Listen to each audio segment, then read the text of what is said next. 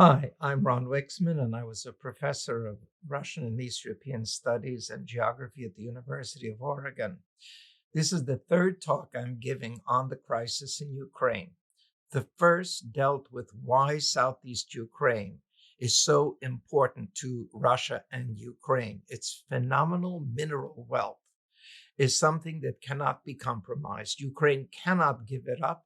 And that is something that the Russians really want. And unfortunately, that is not discussed very much on the reporting. We do hear about the war, etc., but the reason that Ukraine cannot give up either of these areas, the southern or eastern part of Ukraine, is that was the area that produced 20 to 25% of the Soviet economy prior to the breakup of the Soviet Union and is vital to Ukraine.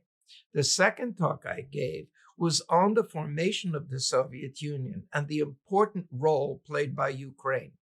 To reiterate, Lenin had lost the war in terms of the socialist workers' movement. Peoples of the Soviet Union had already seceded, the Baltic states, Finland, Western Ukraine and Western Belarus with Poland, Moldova, the Transcaucasus, the North Caucasus, the Middle Volga, Central Asia, and Siberia had declared their independence. This is critical to understand the breakup of the Soviet Union. The Soviet Union was made up of republics because they had already seceded. Lenin only was able to win the war by appointing Stalin, a non-Russian, non-Jew, who could represent the peoples of the Soviet Union, and his appointed position was Commissar of Nationalities. Therefore, in order to survive, Lenin appealed to the nationalists that had already seceded, and they turned against the Tsarist armies and were wiped out. The single most important action in that was that Ukrainian nationalists and Ukrainian anarchists overthrew the Tsarist army and shifted their support to Lenin. Now we get to the Soviet Union. The Soviet Union was made up of many republics and ethnicities. However, on paper, it looks like peoples were given their rights. And in fact, a professor of mine at Columbia University, Zbigniew Brzezinski, talked about how this was a grave error that Lenin ever gave into the idea of ethnicity. The fact is, the Soviet Union would not exist without it. But Stalin was incredibly clever. These were not constituted to give ethnic group rights. He immediately purged the country of its nationalists, as he called them. Those individuals that had put Lenin and Stalin into power were now purged or driven out of the country as bourgeois nationalists. And the country was divided into autonomous Soviet socialist republics, Soviet socialist republics, etc., etc. This was to control people, not to give them rights. None of the republics appointed their own leaders. It was Moscow top down. Just as Putin was appointed all of the leaders of the regions of Russia where they'd formerly been elected. Under Stalin, you did not have Ukrainians standing up and saying, we want Ukrainian rights. You had Ukrainians in name appointed by Stalin to do what Stalin wanted. For example, at the end of World War II, when the Baltic states were incorporated into the Soviet Union, they had been free countries. Stalin said, every political leader must be a fluent speaker of Russian, and that all politics will be in Russian. After that, all university courses around the Soviet Union, etc., were in Russian. The Russian language was promoted everywhere. This is important because Stalin imposed, and it was later continued, that all citizens must learn Russian. In Ukraine, I will leave out the other republics. In Ukraine, east of the Dnieper River, notice now in the war, the Russians are moving to take the north, the east, and the south and close it off along the Dnieper River. East of the Dnieper, only Russian was used. There were no Ukrainian schools, there were no Ukrainian newspapers, dance groups, or anything. It was all in Russian. Now, the other policy was to take Ukrainians and induce them to leave Ukraine. Many ended up in Siberia, in the Urals, Kazakhstan, Central Asia, where they were subject to even greater forces of Russianization. Oddly enough, Ukrainians had hard times trying to get jobs in Crimea, which was part of Ukraine, because the Soviet Union had a system of propiska, meaning you had to have permission to move. It was very difficult for Ukrainians to move to Crimea, which was seen as the single best place to live in the entire Soviet Union.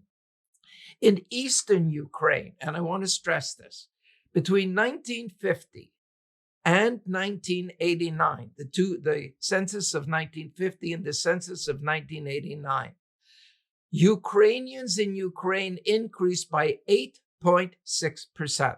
They have the same birth rate as Russians.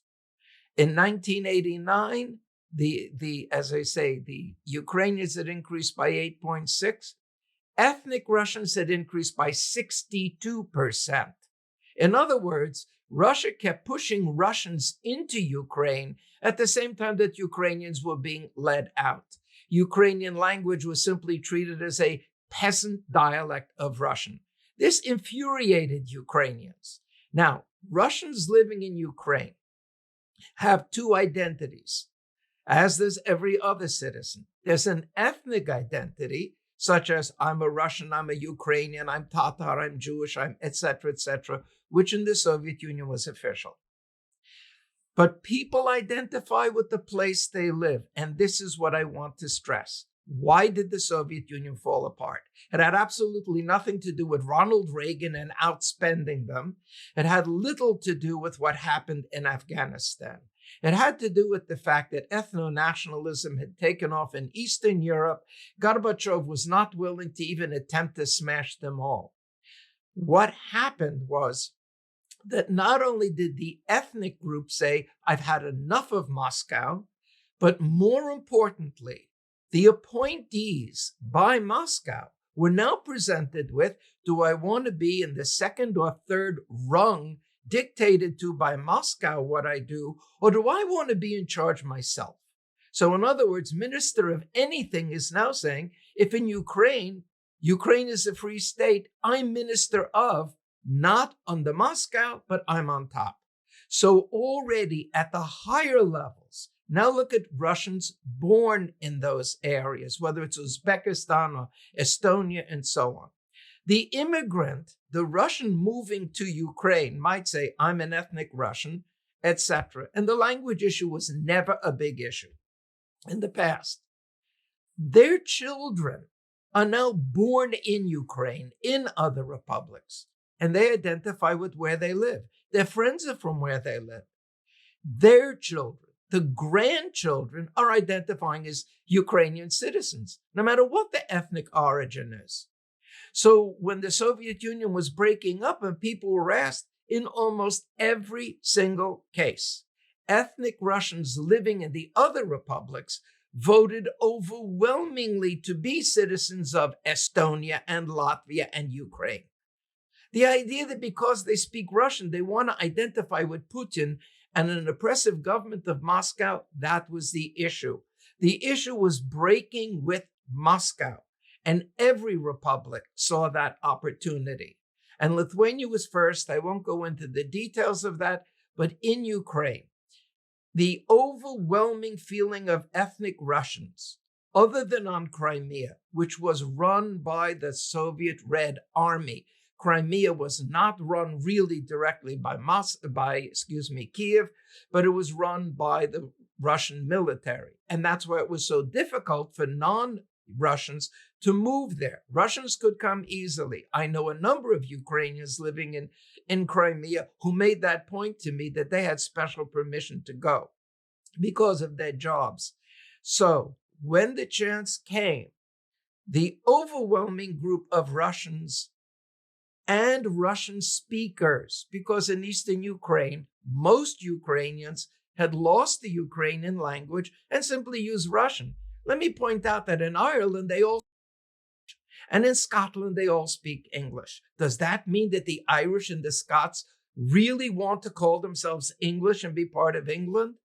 This is nonsense. Russians living in Ukraine are citizens of Ukraine, and in particular the young. So Putin talking about liberating Russian speakers is absolutely moronic as an argument. This would be like the United States invading Montreal and Quebec to protect the English speakers from the French in Quebec. There was no evidence whatever that the ethnic Russians in eastern Ukraine wanted to be part of Russia. And when we look at the TV now, notice they don't distinguish this, and they're not talking about how many ethnic Russians and Ukrainians who speak Russian are fighting against the Russian army.